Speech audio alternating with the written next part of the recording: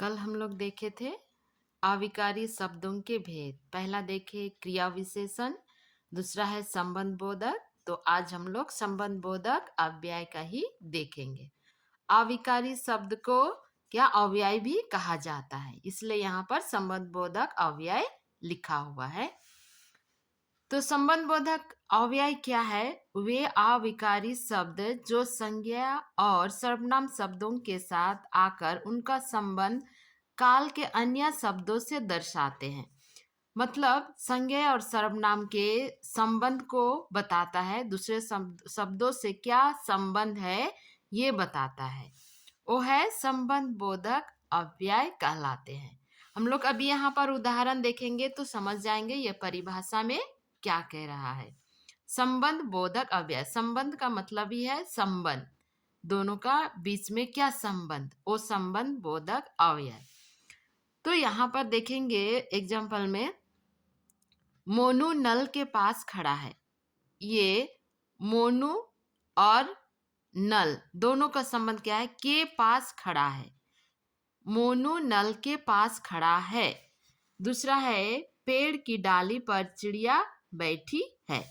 यहाँ क्या उपयुक्त वाक्यों में पास व पर, ये पास और ये पर पद क्रमशः मोनू और नल तथा डाली और चिड़िया में संबंध स्थापित करने के कारण संबंध बोधक संबंधवाचक अव्यय है। यहाँ क्या है बोला है? मीनू और नल का संबंध कौन बता रहा है? ये पास। उसके बाद में डाली और चिड़िया कौन संबंध? ये पर। तो ये दोनों का बीच में कौन संबंध स्थापित कर रहा है? पर, डाली और चिड़िया का। मीनू और नल का संबंध कौन स्थापित कर रहा है? पास। तो इस तरह से संबंध बोधक अव्यय के भेद हैं, इस प्रकार है। उद्देश्यवाचक, उद्देश्य किसी उद्देश्य के लिए मैं आया था, उसके लिए गया था, ऐसा होता है उद्देश्यवाचक। के लिए, के हेतु, के खातिर, के निमित्त, मतलब उसके निमित्त मैंने ये किया, उसके खातिर मैंने ये किया, वह उद्देश्यवाचक। दूसरा है विरोधवाचक, के खिलाफ, उनके खिलाफ में गया, प्रतिकूल, के विपरीत आदि। कारणवाचक, के लिए, मतलब रीजन क्या है, के लिए, के कारण, के मारे वह चला गया, इस तरह का। साधनवाचक, के सहारे, के जरिए, के द्वारा, उसके सहारे, इस तरह। संबंधवाचक में क्या है? के संग, के साथ, के समेत, उसके संग गया, उसके साथ आया, के समेत ये हुआ, इस तरह। समानतावाचक, की तरह, उसकी तरह दिखता है, के समान दिखता है, के तुल्य दिखता है, के बराबर, के सदृश्य, इस तरह से। समानता सूचक, की तरह, के समान, के तुल्य, के बराबर, के सदृश। दूसरा है व्यतिरेक वाचक, के सिवाय, के अलावा, के बगैर, के बिना, से रहित, के अतिरिक्त, के वजह आदि यह है। कालवाचक, के आगे, मतलब यह समय बता रहा है, उसके आने से आगे, आगे, के पीछे, के बाद, के पश्चात, के उपरांत, यह है समय बताया। स्थानवाचक में, पर, के आगे, जैसे डाली पर चिड़िया, पर, के आगे, नल के आगे या फिर पीछे, के नीचे, के ऊपर, के पास, के नजदीक, से दूर, ये बता रहा है स्थान और ये बता रहा है समय।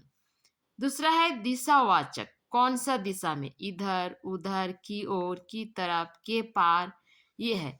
तो यहाँ जितना भी दिया हुआ है ये है अव्यय। अव्यय मतलब अविकारी, जो स्त्रीलिंग, पुल्लिंग, वचन किसी पर भी चेंज नहीं होता है। लिंग, कारक, ये एक वचन बहुवचन में चेंज नहीं होता है, वो है अविकारी।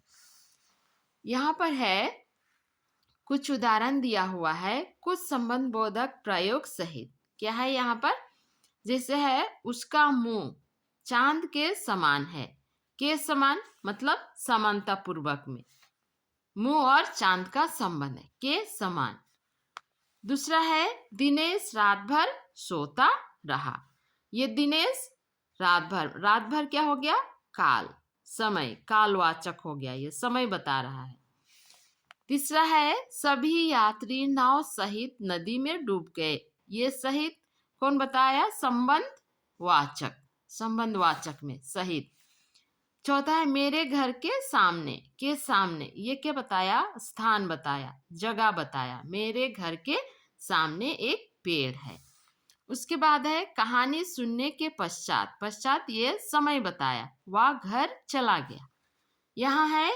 यहाँ ईश्वर सर्वथा विद्यमान है। सर्वत्र क्या है? ये चारों तरफ। वह मेरे बाद आया, ये समय बताया। श्याम मेरे घर के निकट रहता है, ये स्थान बताया। तो इस तरह से है, यहाँ पर जितना भी दिया हुआ है ये यहाँ पर ये सब कुछ क्या है? अव्यय है। तो आगे हम लोग कुछ देखेंगे क्या है यहाँ पर। क्रिया विशेषण और संबंध बोधक में अंतर। जो शब्द क्रिया की विशेषता बताए वे क्रिया विशेषण कहलाते हैं। जो शब्द क्रिया की विशेषता बताए, क्रिया मतलब काम करना, जो भी काम करते हैं, विशेषता बताए हुए क्रिया विशेषण कहलाते हैं। जैसे जल्दी जल्दी चलना, धीरे धीरे खाना, ये क्या? क्रिया का विशेषण बताता है। तथा जो संज्ञा और सर्वनाम के साथ आकर उनका संबंध अन्य शब्दों के साथ बताते हैं, उन्हें संबंध बोधक कहते हैं। जैसे यहाँ पर है मोनू नल के पास खड़ा है, या वह उसके पास खड़ा है बोलेंगे, या फिर पेड़ की डाली पर चिड़िया बैठी है। तो ये संबंध बता रहा है। पास, ये भी संबंध बता रहा है। तो इस तरह से ये हो गया संबंध बोधक। और क्रिया विशेषण में क्या होता है? क्रिया क्या विशेषता बताता है। तो इस तरह से आज हम लोग संबंध बोधक अव्यय भी पढ़ लिए। कल हम लोग फिर से नया देखेंगे।